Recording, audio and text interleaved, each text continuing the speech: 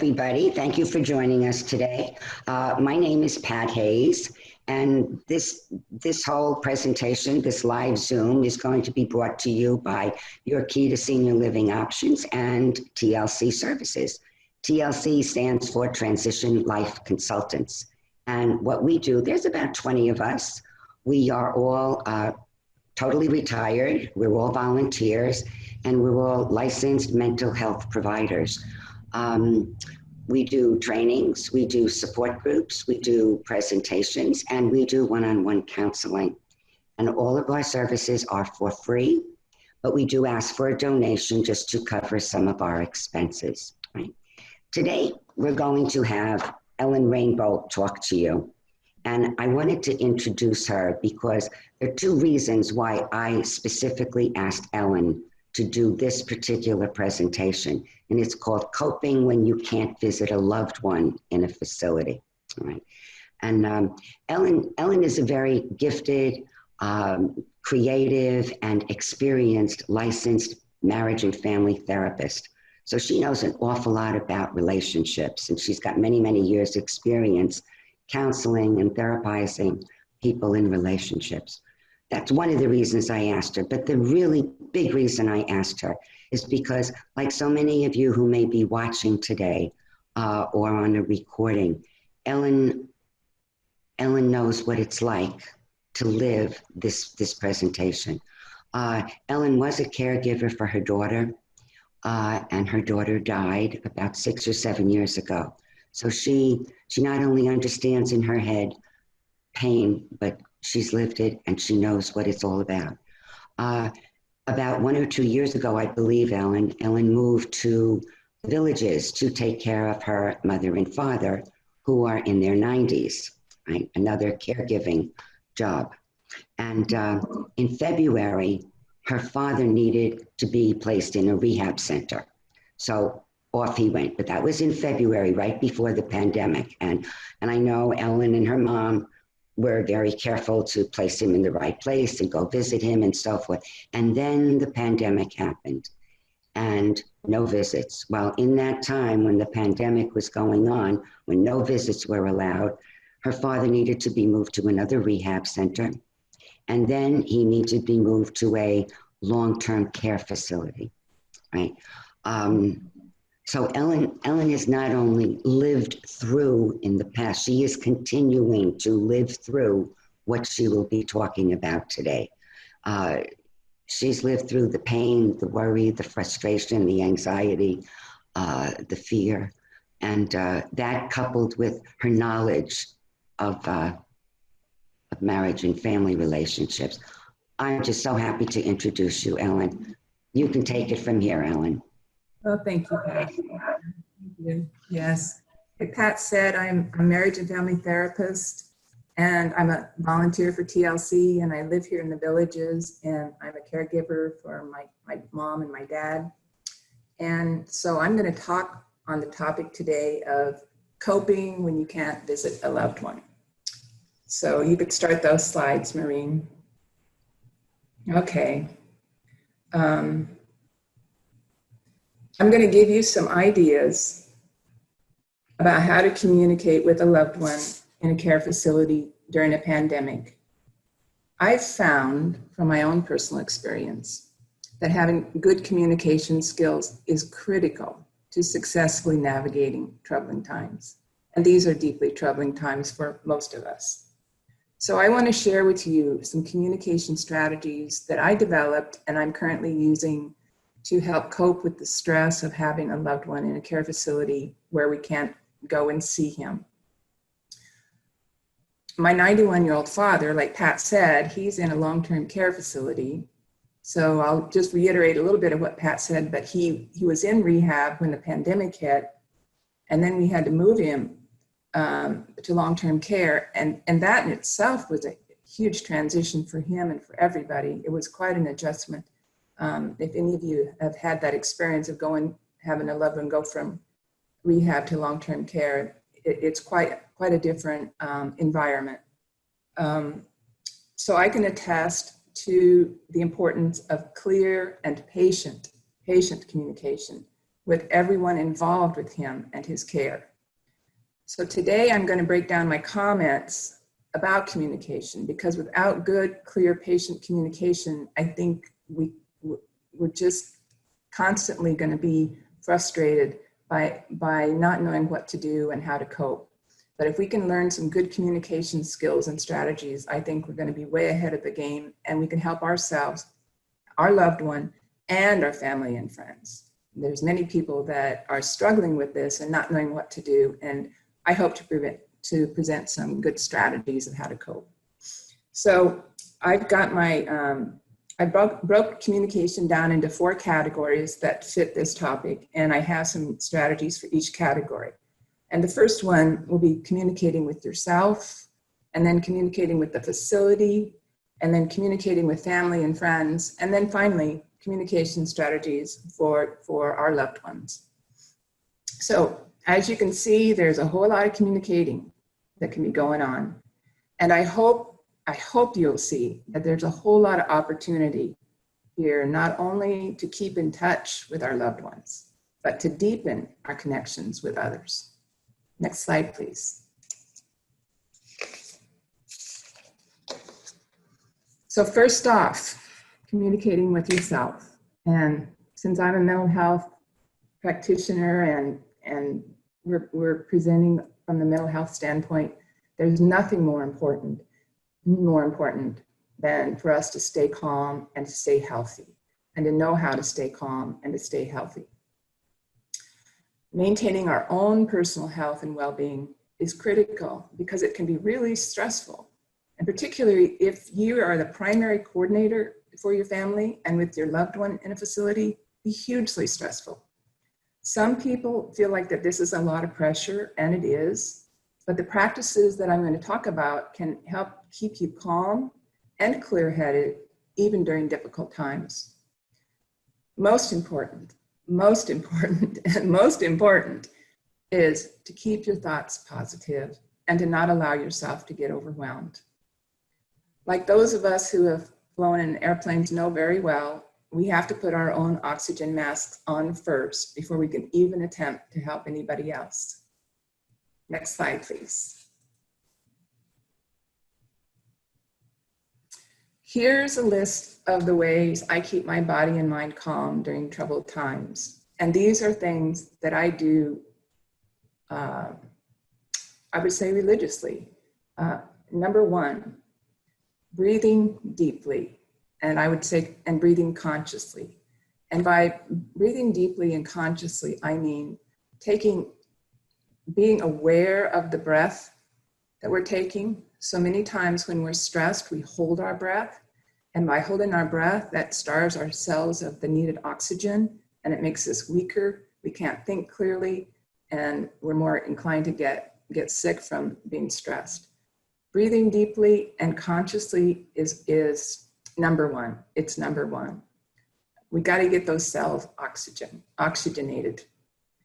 Walking, gentle walking out in nature, listening to the birds. Again, the point is to try to calm the busy thoughts in our minds. Stretching exercises like yoga or just gentle stretching, however you do it, that also keeps the blood flow in the body. So these exercises I'm talking about affect the way that our body functions, because that affects the way that our mind and our heart and everything else functions. We need to get oxygen and we need to get blood flow. Then there's drink plenty of water. Every cup of coffee I have 3 glasses of water. I don't drink pop. I don't drink sugary drinks. Water. Recently, I'll give you a little tip. Recently, a friend of mine got me a soda stream. It's to make fizzy water. When they originally came out, they were for like making your own Coca-Cola, but you can make fizzy water at home and put some lemon in it. And I can drink more water with the fizzy water than I can drink just plain water. It tastes delicious. I'd recommend everybody try it. It's called Soda Stream. I don't own stock, but there you have it, the hot tip for the day. Listening to soothing music helps me out tremendously. I particularly like to have music that doesn't have lyrics to it, so I can just calm down and calm down. If you Google soothing music or meditative music, you can find a lot of choices on the internet for calm, soothing music. And again, it relaxes our body and it helps us do what we need to be doing. Meditating, for those of you that have practiced meditation, meditating can take many different forms. For me, taking a peaceful walk is meditation. For me, putting a jigsaw puzzle together is meditation. Anything that I do that I can focus on and calm my mind is meditation. Prayer, of course, prayer gets, I say about prayer, don't leave home without it, take it everywhere you go. And prayer is a powerful tool, not only for praying for others, but keeping yourself in constantly tuned up with the divine or your higher power. Prayer is a wonderful, wonderful tool, and I would recommend to everybody to use it all the time. Journal writing your thoughts down. If you have recurring thoughts in your head and you can't quite settle down and you can't quite get them out of your head, one wonderful way is to do journal writing. And when I journal write, I don't censor, I just put my pen to the paper and then I start writing. And some people recommend every morning, maybe writing for 5 minutes without censoring your thoughts, just put it on paper. And it doesn't have to make sense. It doesn't have to be pretty, but it's one way of getting those recurring thoughts out of your head and so they don't bother you anymore. Laughter, boy, it does so much for us. So when we can have friends we can connect with, even if it's a virtual connection, and we can laugh and enjoy each other and smile, that produces a whole lot of wonderful endorphins in our system and keeps me, I think most people, happy and humming along. So include some laughter in your life. And creative projects.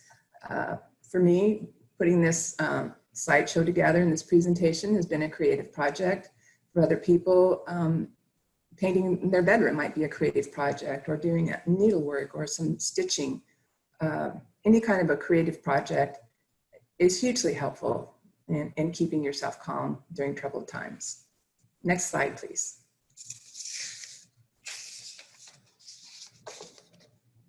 So the next point that I want to make about communicating is communicating with the facility team. And by the facility team, I mean all the people that work at the assisted living or long-term care facility where your loved one is residing.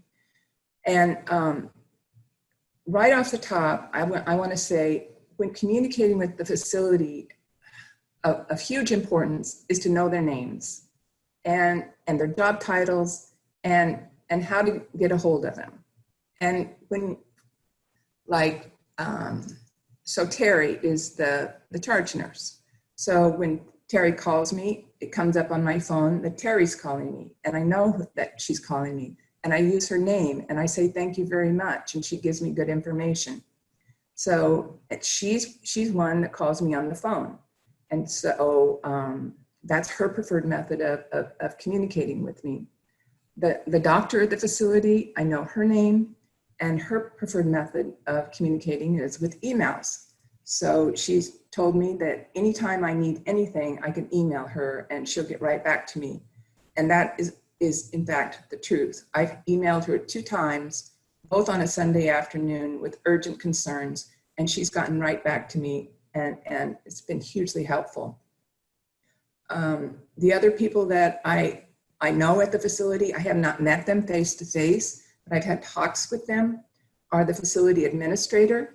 So if you have any questions, big questions about maybe the virus or what they're doing to test for the virus, the administrator is a good one.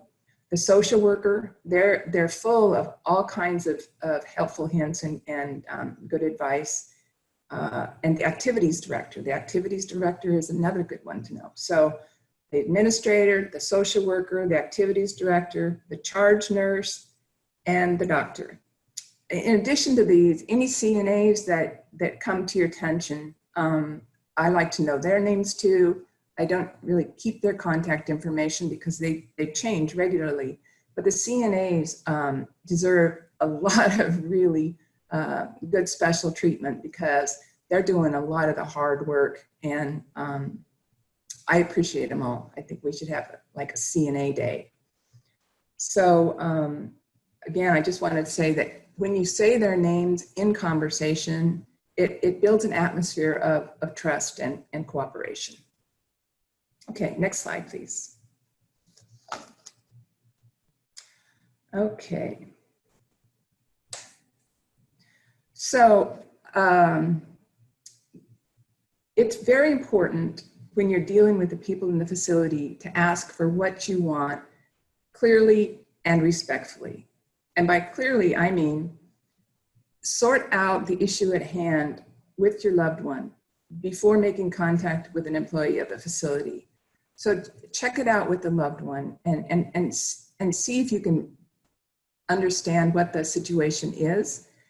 They might be upset about the situation. Try to get to what the actual problem is beyond their being upset about it. And when you can get really clear on what the issue is or what the problem is, then have a conversation with the people at the facility.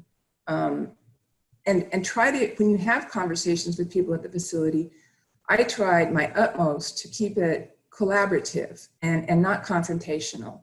And so if there is an issue that arises, I think in the back of my head, I know we can work this out. I know we can work this out. So that's huge. The people on the other end, they have bad days too. And it may have been that they got irritable about something or other. Be understanding about that, collaboration. So when you're collaborative with the people in the facility, I believe that it helps assure that your family members are going to get better care, because the people that are providing the care for your family members, they can feel cared about too. I've even thought in the back of my head about getting some flowers for the nurses in that area. I haven't done that, but it's on my list of things to do because I really want them to feel like we appreciate them for all the work they're doing taking care of my dad. And again, if the situation seems troubling, I simply say something like, to them, I'll say something like, I'm sure we can work this out, which is the truth, that I'm sure we can work this out. And be very gracious dealing with the people that are working at the facility. I say things like, for the smallest matter, I say things like, thank you very much. I really appreciate it. This means so much to me. You're being so helpful. Thank you, thank you, thank you. Goes a long ways. I think many of us would be really surprised at the amount of negativity that the people that work in facilities face. And so anytime that they can get some gratitude and appreciation, it's well-deserved and appreciated by themselves. Okay, so another point I wanted to let you guys know about dealing with the facility is to know what their rules and regulations and their policies are. They have rules about how they do laundry and what you need to do to get laundry done. They have rules about how you can drop off things for your loved ones during this virus so that they can be decontaminated and given to your loved one. They have rules for how you can pick things up. Simple things like what the meal schedule is and what their policy is about masks and visitation. And you can ask them if they're doing any COVID testing, those kinds of things. So the third point I wanted to make about communicating is communicating with your family and friends. In my family, I have a mom, a brother, a sister, and a close cousin who I keep updated when there are changes to my father's situation. The easiest way for me to communicate with them and keep them updated, the four of them, is through texting. And I'll just put a little plug in about learning a new skill. I'm a little bit technologically challenged, but boy, texting is such a sweet way of keeping in touch with people. Now's a really good time to learn texting if anybody wants to try something new, because you can quickly and efficiently relay and gather lots of pertinent information And it's not a problem for the other people. They don't have to pick up the phone and answer it. The text comes in and, oh, okay, and take care of information and the situations really easily. And I also keep in touch with those four key family members through phone calls and voice messaging. I encourage family and friends to send cards through the mail. Cards are maybe a bit old-fashioned to some of us, but to many older people, they're a treasure, and they love to get a card in the mail. It's almost like a present coming in the mail. And if there's a short message on it, a short message from the heart, then they can read that over and over and over again, and that generates some beautiful feelings within them, which is a valuable thing to have when you're 90 and in long-term care and you can't see anybody. You want to have some good feelings. So cards are a wonderful way to convey your feelings for your loved one. Okay. Next slide.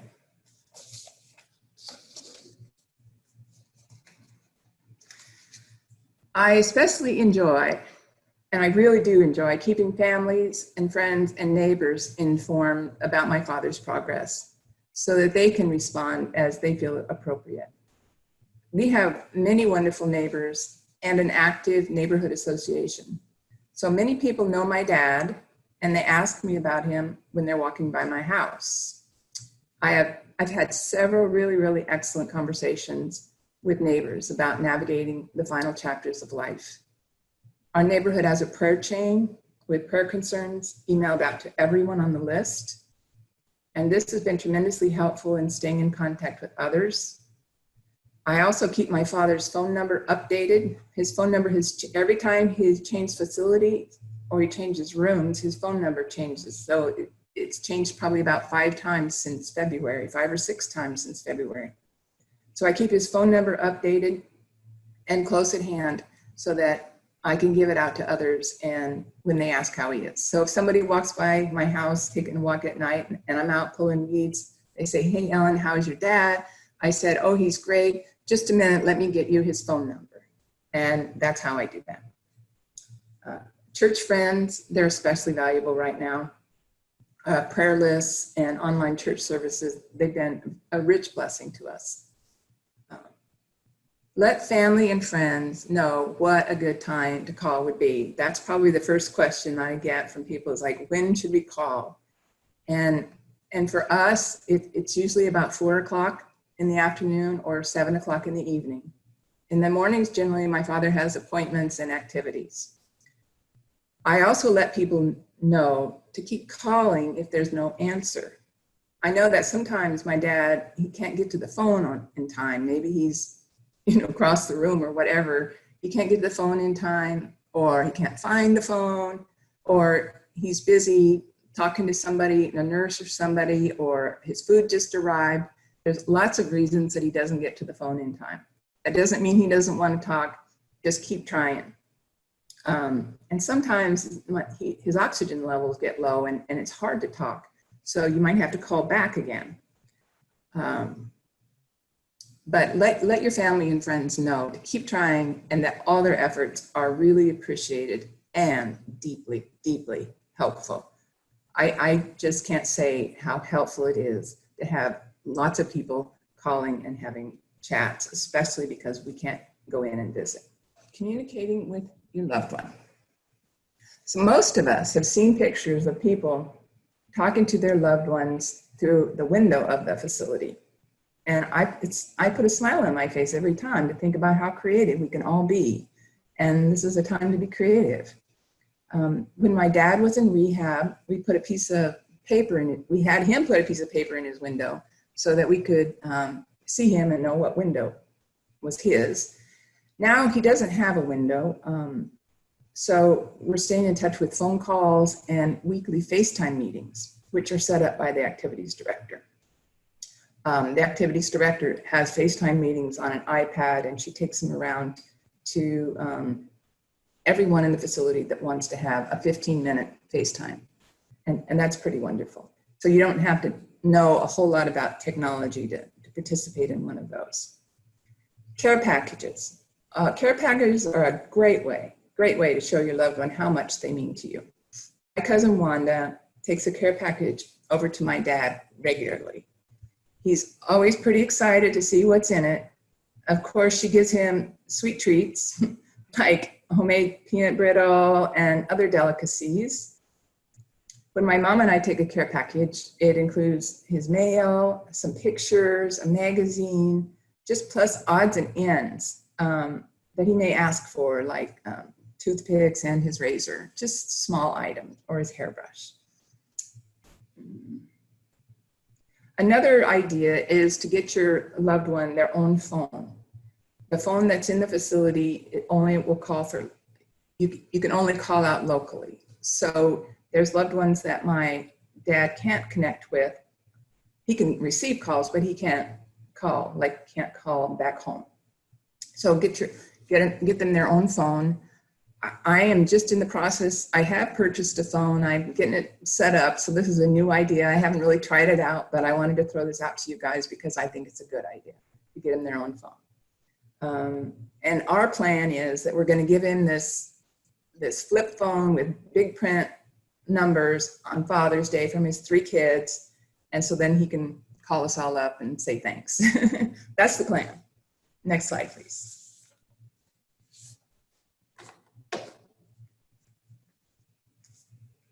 So making plans, I think this is something that I learned from my daughter, how important it is to put things on the calendar to look forward to. And so making plans it's a creative project between your loved one and yourself. For an example, right now, I'm working on 2 projects with my father concerning him. One is to help him buy and send peaches to his friends and family. This is a project he started years ago, and he wants to keep doing for them. So every August, he has a list of about 25, 30 people, old neighbors, current neighbors, friends, ex-husbands, kids, grandkids. He has a list of about 30 people that he sends peaches to. So he's in the facility. He couldn't remember who he ordered the peaches from, or he didn't have the list of the people. So we're working on that. We're working on helping him get the list together and be able to send out peaches to all his family and friends that he wants to. And that would be in August. So that's an ongoing project. And it's really quite wonderful because it's something that he's very interested in, and that we can be helpful in helping him get it accomplished. And the thing about the peaches is what he loves. He sends out pears in December, grapefruits in February, and peaches in August. And what he loves is when people get these packages and they love it, and they call him up and say, thank you, thank you, thank you. So that's what he looks forward to. And it's a wonderful way of keeping that good communication going. The other project that I'm working on is a celebration for my mom and dad's 70th anniversary. So we're working on getting a Zoom call with him and all the grandchildren and all the great-grandchildren. And hopefully we'll have somebody inside the facility that can show him how to do the Zoom call. He has a computer, so he can click on the Zoom call and be live on the Zoom call. That'll be wonderful when that happens. The other thing I'm working on for their anniversary is I'm working with the activities director to see if my mom and I can see him like through some kind of a big window, or even if he can come outside for a little bit with the face masks and socially distant. And so what I have in my mind is I would like to share with him, my mom and I would like to share with him some flowers and a cupcake. So that's the plan. Making plans is a wonderful way of looking forward in a good way. And so we don't have all this horrible stuff to be looking forward to. We can make some plans. Another point I want to make is about handling complaints. So I take my father's comfort seriously. When he moved into the long-term care facility that he's in now, I spent quite a bit of time on the phone troubleshooting with various people in the facility. I wanted to make sure that he was as comfortable as possible.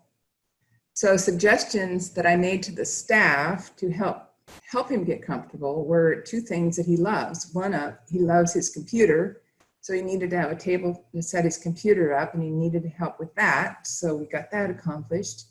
And then the other is that he loves jigsaw puzzles, and so we wanted to make sure that there was a jigsaw puzzle set up out in the activities area, and so we accomplished that. So those two things give him something that he loves to do and something to focus on, and that was good to do. The other is handle complaints. For instance, when he first moved in there, he complained that he likes to stay up till 10 o'clock, but they were putting him in bed at 9 o'clock. And for some reason, he couldn't quite get the point across. So, but we managed to, one of the CNAs put a note on his dresser that he wants to be in bed at 10. And I think that's happening. I haven't heard any more complaints. So after a complaint is solved, I probably kind of keep it solved unless it rises back up again, and then I'll readdress it. And I think another one is for you to stay calm. And the first point I made about being able to keep yourself calm. And because your calmness will radiate out to them. And in my experience, it's best to avoid what I call hot topics when visiting with a loved one in quarantine. And hot topics are anything that get your loved one irate or upset. It could be an old story from the past. It could be the current politics. It could be talk of the virus. It could be any of an ain't it awful kind of a talk. And so do your very best to steer the conversations towards some pleasant reminiscing and steer it away from getting involved in topics that he can't do anything about and just worry about. So I want to prevent that and have some good conversations. Sometimes I think of different topics. I might think of a picture and I'll show him a picture and then we will talk about that picture. So I do make some plans to have some good topics to talk about other than ain't it awful kind of stuff. Next slide, please. So, well, in conclusion, it's my hope, yes, it's my hope that years down the road, maybe not so many years, but down the road, we can reminisce about these troubling times. And it's my hope that in reminiscing, we can say to ourselves and our family and our friends that we rose to the occasion and we did it in a good way. And we can say that we helped our loved ones feel cared about and loved and not forgotten. Thank you very much. Okay, awesome. We have, I know that we have some, we need to unmute Pat. Pat, I know that we have some questions for Ellen. Right, we do. So go ahead. I know, Ellen, you're talking specifically about helping your dad, but your mom is there, and I know you're there to help her. Do you have any suggestions for persons who are, who doesn't have a daughter taking care of their spouse or something? How would they help their spouse or their mom in your situation? What would be most helpful for family members if they don't have somebody like you around? I think that most of us have resources that we're really not, maybe we're not aware of. And sometimes if we think that there's nothing we can do, then there's nothing we can do. But if we look a little bit closer and keep it simple and see, maybe there is something simple we can do to keep in touch. Daily phone calls, if nothing else. Writing cards and notes, if nothing else. And those things are fairly simple. All of us can do those things. A support system is is so important right now. And support systems are systems that we build up over time. They're systems with our neighbors and our friends and our churches. And I don't think it's too late to start a support system. There's so many people here in the villages that are so wanting to help other people. And even TLC can help a person navigate through these troubling times too. So find somebody in your neighborhood that that you can talk to, be friendly with. Yeah, I think that's very important. We had a call out for an AED. Somebody had a cardiac arrest in our neighborhood yesterday. And of course we went there and the man was dead. And the woman, his spouse, was devastated, absolutely devastated. And the thing that broke my heart is when I was talking to her saying, do you have any family here? And she said, no, I have no family. Do you have any friends here? No, I have no friends here. Do you have any neighbors that you know? No, I don't have any. I said, do you belong to a club or do you go to meetings? No, I don't. She was all alone. And I'm saying, this man is dead and she has a lot to contend with. But if he were in a nursing home or an assisted living or memory care center like that, what on earth, what do we tell people like that to do? I mean, my heart goes out to somebody like that who's just all alone with this stuff. Do you have any suggestions at all? Other than what you did say is make sure you have them. I know, it's kind of one of those things. It's like you got to have your support system in place before you need it. If a person's in an assisted living, this man wasn't, he was just at home. Okay. Right.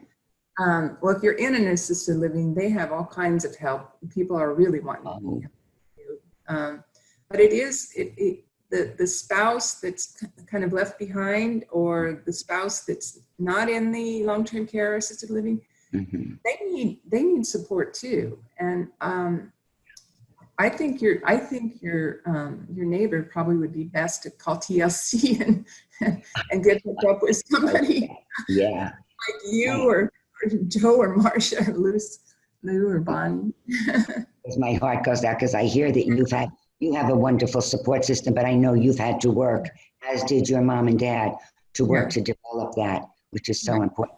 I have another question for you.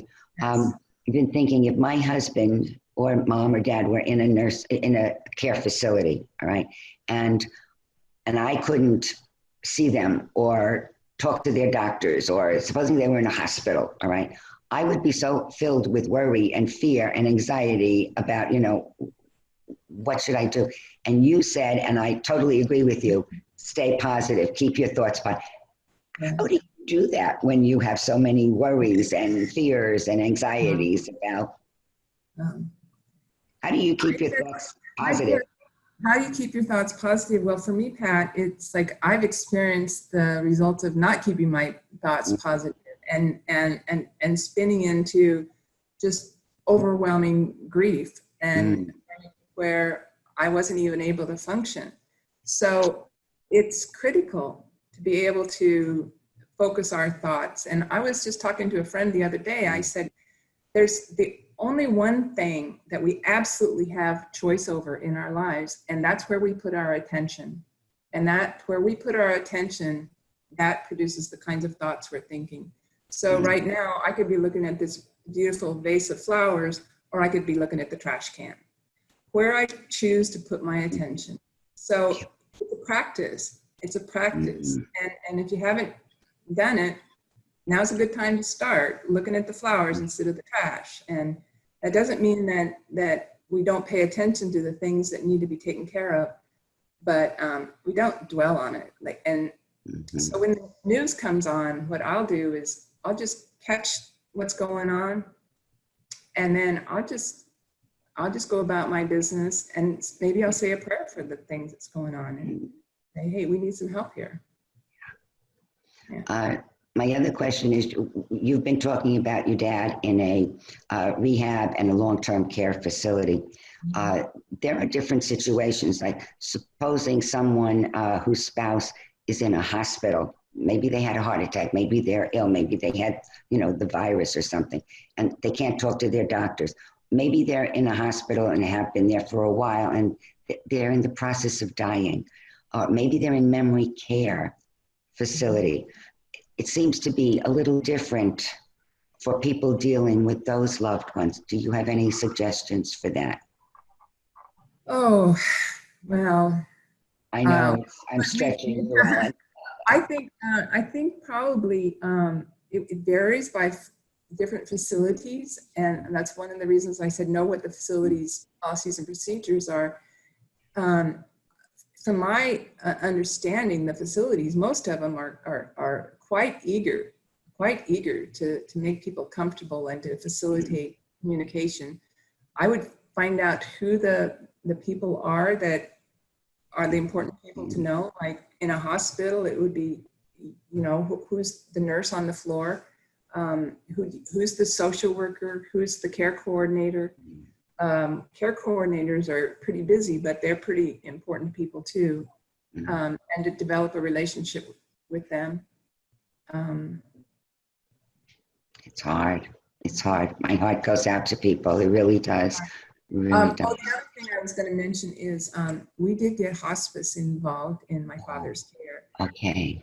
Hospice, there's a whole nother level of communication, and so and hospice can go anywhere the patient is. So, and I also did hear from somebody whose father was in long-term care and just passed away that they were allowed in the facility at the last. Wow. Oh, beautiful. Beautiful. Wow. So facilities are making adjustments to that rule of nobody comes in. So that was good news. That was very good news. Wow. I know many times people call looking for, counseling from TLC services, and they'll call me for it. And one of the things I hear from people is their anger and disappointment when they're in the situation that you're in and they have other family members who do not offer to help at all, at all. And I'm wondering, do you have any suggestions for them? Well, I would just suggest that if somebody doesn't want to be helpful, I'm not sure that there's any way that you can make them be helpful. I think you can calm your own mind down and know that you're doing the best that you can, and really not worry too much about that other person.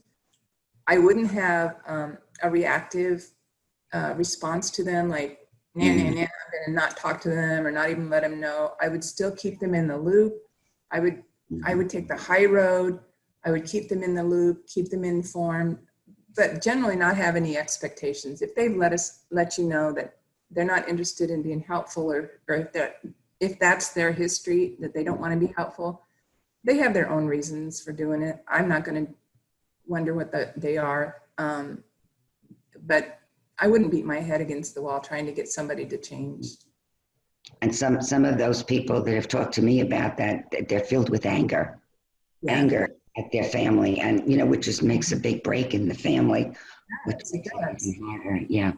And so I'm all about taking the responsibility for your own self and calming your own self down first, getting calm, and looking at what you can do. It's so hard to change somebody else, and when I start pointing the finger at somebody else, it just makes me mad. So I'm better off just doing what I can do and letting other people know that they can be helpful if they want, but not get mad about it.